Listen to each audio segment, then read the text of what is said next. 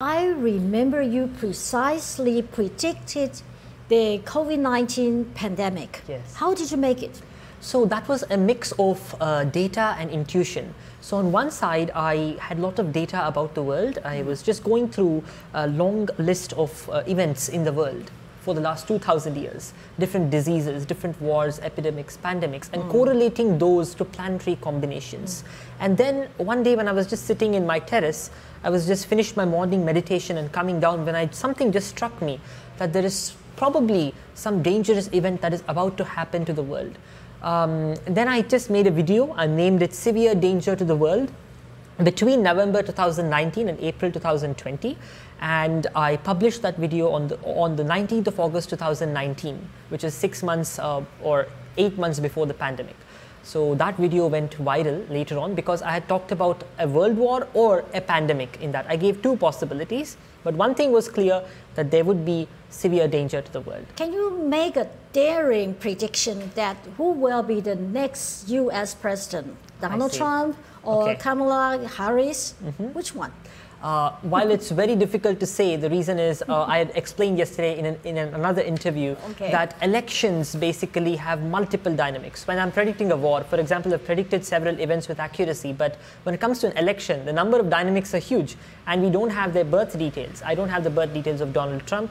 I don't have the birth details of Kamala Harris, so it's very difficult to make it. But still, based on certain other charts, I can say that the Republican Party seems to be very much likely to come to power.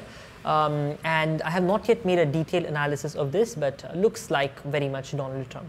And also, will the US stock market crash? The US stock market, I wouldn't say it would crash actually. 2025 seems to be a difficult year, but it wouldn't crash in the sense of a crash. It might correct a little bit, but not crash. Yeah, not crash, correction. You mentioned the date, like the year, the 2025. 2025, yes. Wow, we don't have to worry about it this year. Exactly, we don't have to worry about it this year. Yes. Taiwan's pride, TSMC. Yes. And what will TSMC's future development be like? I think it will be very good after 2026. 2025, there is going to be some problem in between, which we have to be a little bit careful about. But overall, TSMC will continue to be a very valuable company. Oh, okay. Yes. Okay. And I see more development in the next few years, especially the next 20 years are very, very important. However, around the world, other countries also will try to replicate TSMC. Although they may not be as successful as Taiwan, there will be some competition. You can predict specific countries' future.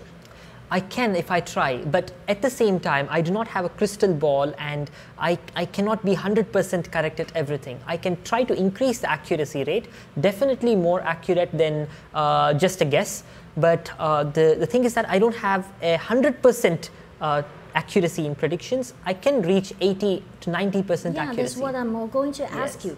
The accuracy rate is about how much? My accuracy rate is above 80% most of the time, and there is a rumor in Taiwan that some people think, most people do believe that these predictions have been made accurately, but some people think that I make many predictions and one of them comes right.